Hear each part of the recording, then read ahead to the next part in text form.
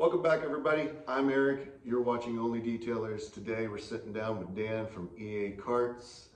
How's it going, Dan? Good. How are you? Oh, fantastic. Living the dream. Yeah, you me both. We're going to sit and talk about how he got into detailing and a little bit about his golf cart business. So, where'd you grow up? Yeah, so here in Indianapolis, like the west side of Indianapolis, west of Plainfield. Originally got into cars from my dad. He was the GM of a national car sales for like 26 years, and he's the one that he was bringing home. They gave him like a take-home car, but then they had the contract with like the Colts and also the Motor Speedway, so he would bring home like the pace cars every year. So from a young age, I was hooked. He would bring home, whether it was the Camaros or Corvettes or whatever it was that year, and he'd take me out in them, and that was it, game over. So that's where it originally started from. And then, what about you? How'd you get into it originally? I got into it, I was 5 years old, I'm 43. My dad started taking me to the Hot Rod Super Nationals, which is in Canfield, Ohio, which is where I'm from.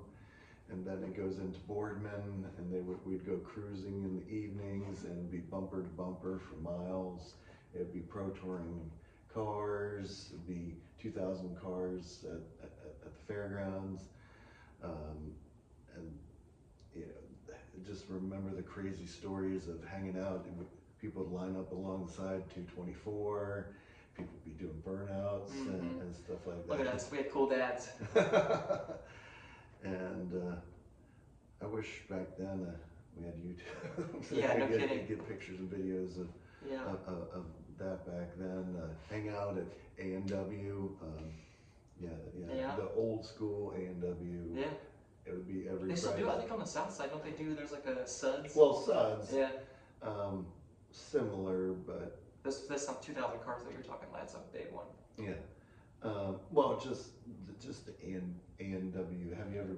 Yeah. Would you ever go to an Yeah, A&W? like one time, but that's like... It was literally A&W, they bulldozed it, unfortunately, put an advanced auto there. But, I mean, it was literally on the corner. Everybody hung out Friday, Saturday nights. That's awesome. Actual, like... Big car scene. Well, but actual, you could pull up and old school 50s style, drive up and order up on the screen. Oh, yeah. And get a real root beer float. And stuff. That's awesome.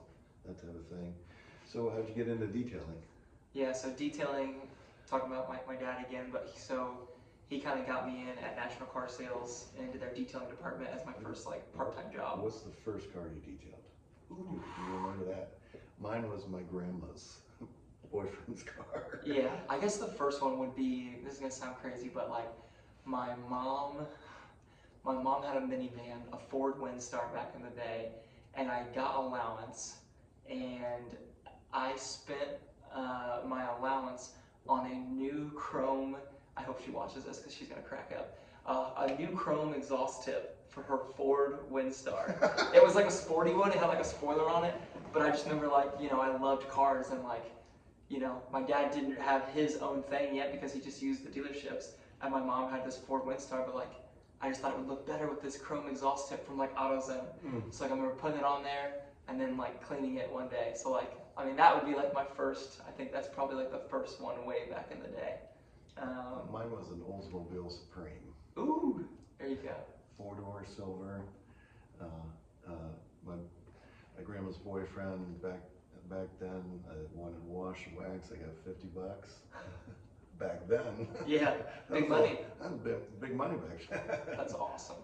So that was the very first that's cool. Things like my dad had a El Camino. I helped wax that. And, that's awesome. That type of thing. And I learned in a body shop. I started a dealership as well when I was 20. Jeep Chrysler dealership in Boardman, Ohio, doing lot cars, and then the body shop was attached to that. Yeah. So then they needed a hand. Yeah. And thrown right into the body shop back then there's no YouTube or Yeah, no training. Like you learn the very on hard the job way. training was. Yes, and Yeah. very colorful language. Yeah, for sure. Yeah, I Very- mean that's similar to me. My dad got me a part-time gig in the detailing department at his dealership. It was pretty much all ex-cons that worked there, besides me. Yeah. So these guys I just thought were hilarious, and like they had some stories, Yeah. and it was fun. So they kind of taught me detailing, and that was my first little taste doing lot cars. And then after that, went and got my degree. Then after my degree, I joined the military. I did search and rescue for the U.S. Coast Guard. And when I got stationed in California, Central California, and I was at a friend's house, and they were getting their cars detailed by this guy. And they knew I liked cars, so they introduced me. And shout out Hill and Matt, thank you for the introduction. And I met this guy named Brian with Peerless Detailing, and he still owns it and runs it, as far as I know. He did like a year ago. I haven't talked to him in a little bit, but he has multiple Mercedes Sprinters, and he just covers all of Central California and does, there's multiple people out there that have collections and big dollar stuff. So he hired me part-time on all my days off, because the Coast Guard, it's kind of like a fireman schedule. Like, I had half the month off, 2 on, 2 off, rotating weekends.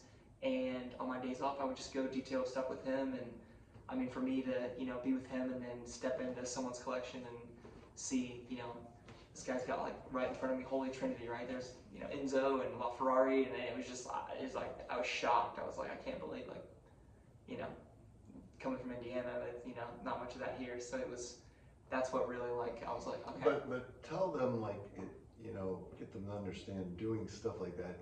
It's sweet to see in person, but yeah, dealing with those types of cars, it's another level of stress. Yes, for sure. You just don't make no mistakes. You can't run the AutoZone and no.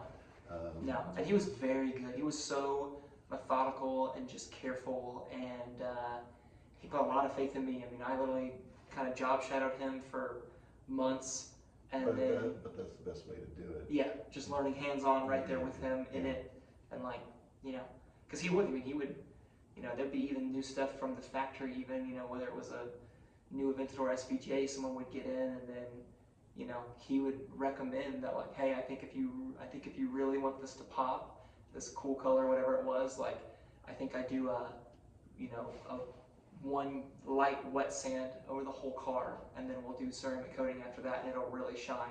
So I mean, he's a brand new car, and he's suggesting we're gonna take sandpaper to this thing and like make it pop. I mean, he just knew his stuff. Like, he knew it. Like, he's very good. So that was like my first, I guess, into the luxury and exotics, and that's kind of where I really wanted to be in. So I had a C6 Z06 at the time, and when I got out of the military, I moved back to Indiana, started my own mobile detailing company, and I bought a couple $1,000 worth of all the stuff that I thought I needed, and I threw it all in the back hatch of the Corvette, and just made little business cards and kind of got my word of mouth out there, and like literally would just be traveling. Where's the craziest place you've detailed a car?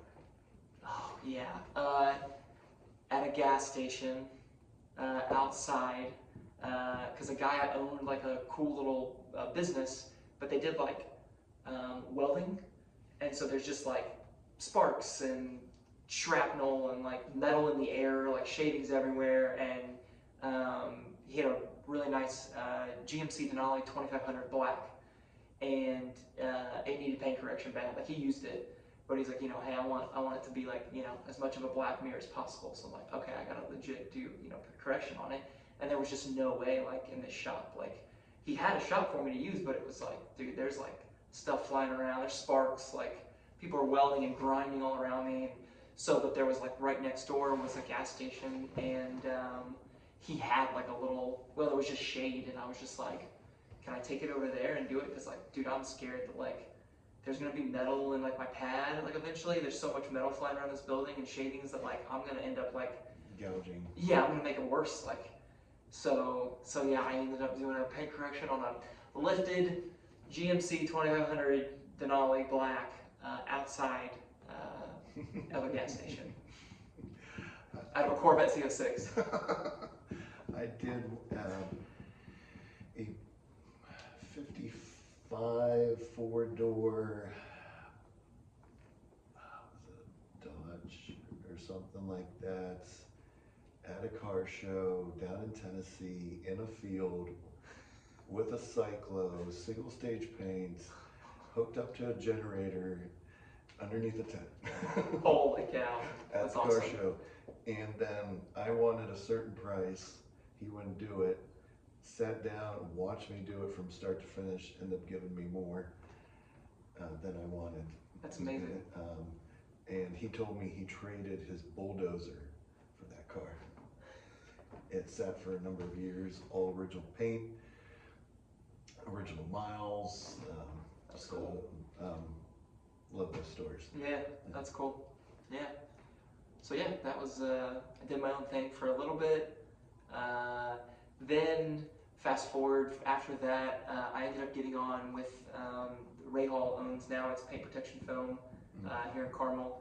And I was there for about 4 years and kind of originally was doing some detailing, but then after about 6 months learned real quickly that I wanted to do paint protection film.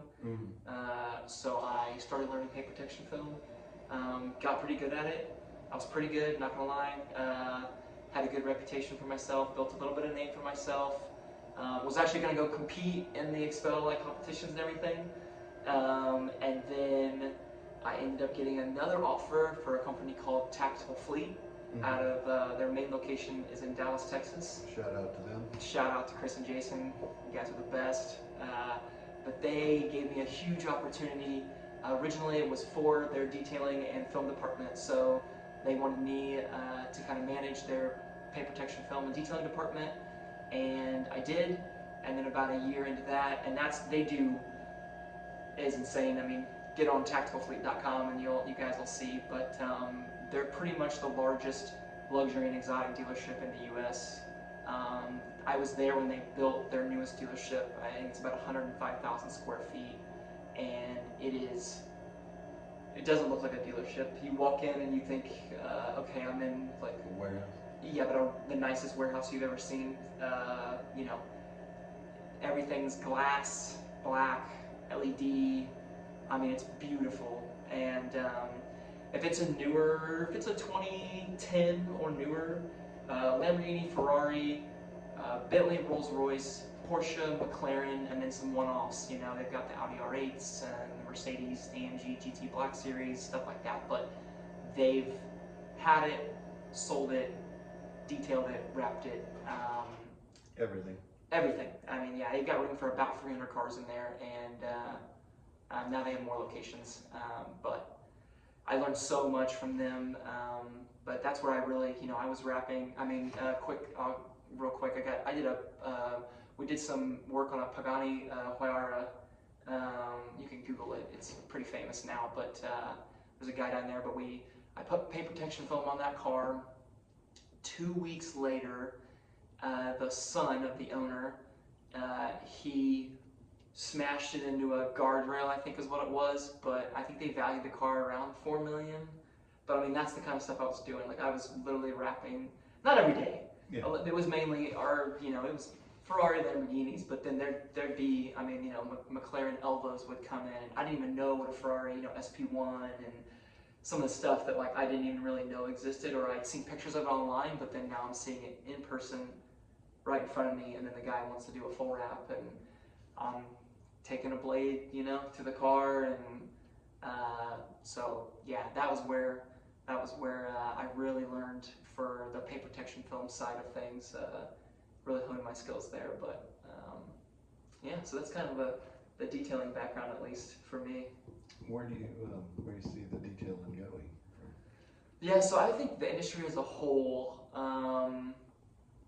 everyone talks about how the new AI stuff that's out and how their technology is advancing and offering things that are going to replace, you know, and I think there's just going to be more of a separation from the people that want to do the crew car wash unlimited package on their daily, you know what I mean, and they don't really care, right? Even though I think as detailers we all know it's just a scratch and wash, like you're just constantly scratching your paint, and there's going to be that side of things, but then I think there's going to be even more of a side where I think that the more we go on and the more that like technology makes the build process of all these cars a little better, I think people will get a little pickier, and I really think that like, you know, I think there's definitely a good market for people that want the paint correction, true detailing, ceramic coating, and film. I think it's the colored PPF.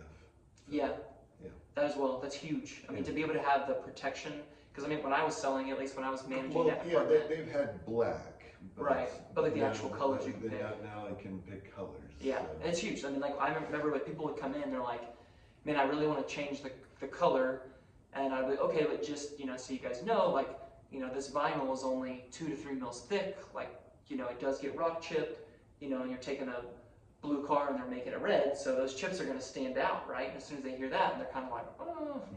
So the color PPF, like you're saying, like, it's huge. Like to be able to have the protection of paint protection film, but then be able to change the color of the car as well. I mean, yeah, that's huge. So, and I don't think, I mean, we know like with Tesla and the new Cybertruck, I think they're offering some wrapping from the factory now. I think you can get it wrapped like certain colors. But I really do still, and I think a lot of the PPF installers out there will agree, like it's an art form. I don't really care what people say. I mean, I installed for about 5 years, and everyone knows, I mean, yeah, there's going to be the basics, you know, Tesla Model 3 rolls in, you print the kit, you got to save, you put it on the car, like no big deal. But like to do like a really good wrap on something that's not just a quick little kit, and to really take your time and be methodical. Patience. Yeah, to have the patience. I mean, it's an art form. I took pride in it, and you know, I felt good about when that car was done. You know, it was the best when someone would be like, I mean, I remember a couple times when people are like, hey, they come back up to the car, come in and see it, and they're like, so it's done? And I'm like, yeah. And they're like, wait, there's film on it right now? I'm like, yeah, that car's fully wrapped. You can touch your own car. Like, I have to like show them where the edges were and like the corners, because they don't know, like, you know what I mean? Because, you know, we'll touch it. You know, yeah, it's huge. Touch your own car. It's on. Like, it's okay. Yeah, you'll feel like a little bit of a squishy surface. Like that's no longer the paint, that's the film. Like, but I took pride in, you know, doing it and making it to where it was an install that was seamless, and you know, try to make it as invisible as possible. But I think there's still a huge market for that, and I still think there's a huge market for detailing. I mean, dry ice blasting. That's huge. That's huge. Laser cleaning is that's the next big. Agreed. Yeah. I mean, the dry ice blasting is amazing. Like to see the technology and what it can do to make, you know, all the metal and or even plastic, the things that you can use, the surfaces you can use it on. It's so, you know, malleable to like everything you want to use it on, and then it makes it look brand new. And there's nothing else out there that can do it. Like that's it. That's why I got into it, because it's so you can use it on anything. Yeah, anything. Yeah, I like the dry ice blasting too. And I think too, we'll see people. There's already starting to be more buzzwords, but you know, there'll be something new where it's not just ceramic, right? That's the big, and has been for the last decade now. But there'll be a new word that's going to come out where it's a new technology, where it's going to be a, you know, crazy amount of the SiO2 or whatever. You know, maybe even something new we've never even heard of, and there'll be people that want it. But I think that there's still a huge market for it. I mean, speaking from a Porsche owner myself, I mean, you know, my 911, as soon as I got it, that was like my first thing, was like, I'm gonna wrap it, I'm gonna coat it. Like, it's a nice car, I want it to be nice and drive it daily and have it look nice long term. And I think, you know, there's a lot of people like that out there. A lot of people now are reinvesting in their own cars because of the cost of, you know, vehicles nowadays. It's astronomical. I mean, to think that like a new, there's a pickup truck, SUV. Pickup trucks that are 6 figures now. Yeah, I don't. It's crazy. I mean, you know, people will pay it, but you're right. I think people that have their stuff that they want to keep for maybe, you know, longer, they'll invest the money to keep it looking good. And then also too, I mean, I know from experience, it helps with resale. I mean, I had so many clients that would come in, tactical, and if that car had been traded in, say, and it already had a full paint protection foam wrap on it and it was coated, if the guy that owned that car before was willing to take the time and the money to wrap it and coat it, he probably did all the preventative maintenance that you're going to want to do, because he wants his car nice and kept it nice. So it helped with resale value too. So I do tell people, I think you can get a little bit more if that car's wrapped and you can show that it's been cleaned and detailed, and it's you're telling them that, like, look, I didn't mind putting the money into this so that it lasted for me and looked really good. So you're passing that on to the next person, and I think that's helpful for resale as well. Awesome. Why don't you give us a quick... Yeah, so I'm VP of Sales for EA Carts. We're on Instagram, EA_Carts. EACarts.com is our site. But we are the most affordable golf cart company, dare I say, in the U.S., but in the Midwest for sure. We've come from a unique background where we've been able to kind of get a bunch of parts from a few different manufacturers, put the finished product all together here at our warehouse in Carmel, and we have an awesome product. All of our carts you get all the options and then some that you probably could want, including Apple CarPlay, backup camera, things that a lot of people think is like a huge upgrade. And our carts start at $10,000, and that's with all those accessories as well. So hit us up. Yeah, where can they find you? Yeah, the Instagram, the EA_Carts is usually the easiest. They can send us a message on there, or the message on our site. That's usually the easiest. It's EACarts.com, right? Yep, EACarts.com. Yeah. Make sure to check them out if you're looking for a golf cart. Make sure to like, comment on this video, and we will see you in the next video.